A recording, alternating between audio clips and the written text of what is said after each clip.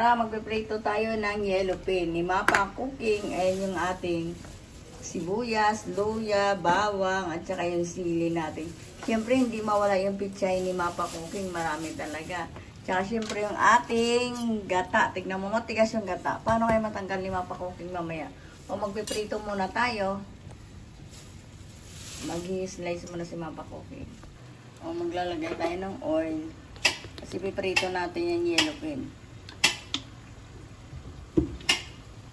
Painit na mainit yung ating mantika. Siyempre nilagay ko na ng salt tong ating yellow pin bago natin iprito. Ayan.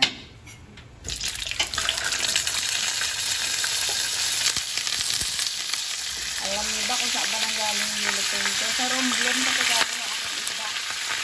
Yung kumain ito. Mayroon na yung sa Romblon ko. Nagpapadalangin ito ng isda. Balikan natin na niya. Mag-ano daw siya ni Balik pa rin natin yung ating isda.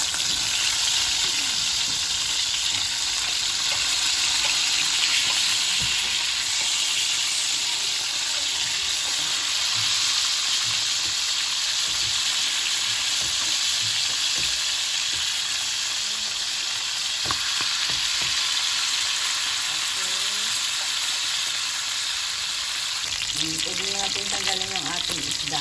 Kasi lalagyan na natin ng gata. Ayan. Ilalagay na natin yung ating pichay dito. Bibigyan na tayo ng 3 lang yung sinarito. Pinakita ko 4. Hugasan natin yung ating kawali. So, magigisa na tayo.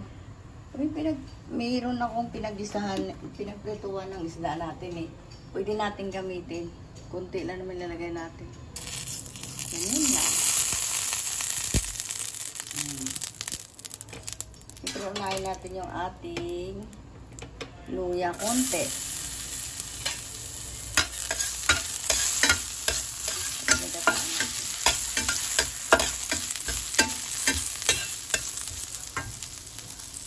Pwede na rin natin lagay yung ating bawang.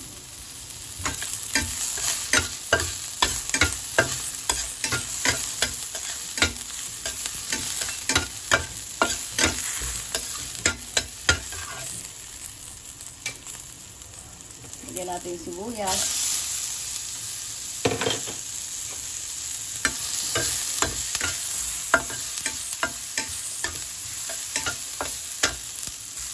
Lalagyan natin ng water. So, lagyan natin ng water.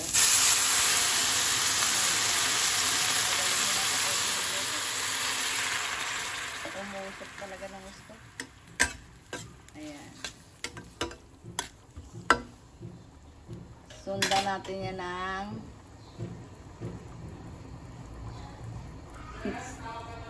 o pwede natin lagay yung ating pichay. O sige. Patahanin mo anak. Tignan mo lang, pichay pala kayo Mapa Cooking. Gulay na talaga. Hintayin na natin maluto itong pichay natin. Hawi natin ng konti. Lalagay natin yung ating isda. Balikan natin. O tanggalin natin yung ating pichay. Para ilagay ko na yung isda. Kasi parang pinakulo. Oo, nalagay yung giniling mo. Gusto mo kumain na may giniling na may isda? Yung anak ko maarte. Maarte yung mga anak ko. Sinabayan ko pa yan ng ayan o, giniling. Yung ating ulam. Kasi yung anak kong isa ayaw kumain ng ginataan. Ay, lagay na natin yung isda. Maarte sila.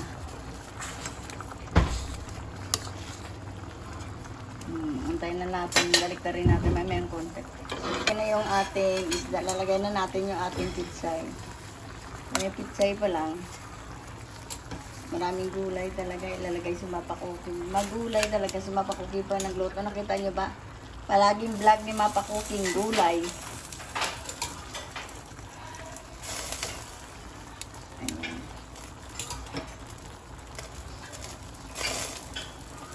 Siyempre, Nandyan na rin yung ating sili. Last na lagay natin. Ang yung ating gata. Oh, okay. Maraming gata talaga. Katang gata talaga yan. Siyempre hindi mawala yung ating asin. May asin na konti. Kasi may inasinan ko na yung ating isda. Siyempre kailangan konting asin na lang. Para hindi siya maalat. Para masarap ang kain niya, diba? Tayo na natin kumulo. Balikan natin. Okay na yung ating ginata. Pero lagyan natin ng konting asin. Parang kulang ko yung asin. Dagdagan natin. Okay na yung ating ginataang isda. Ayan. Na yellow pin. Okay na. Lagyan na lang natin ng tak-tak-tak. Kasi walang tak-tak. Konting tak-tak. Okay na. Like and subscribe kay Mapa Cooking. Thank you.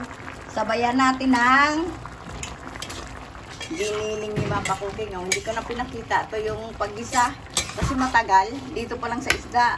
Natagalan na si Mapa Cooking. Ayan. Sabayan ng ating ulam na giniling.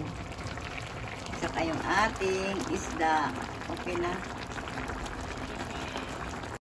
Like and subscribe. Thank you for watching.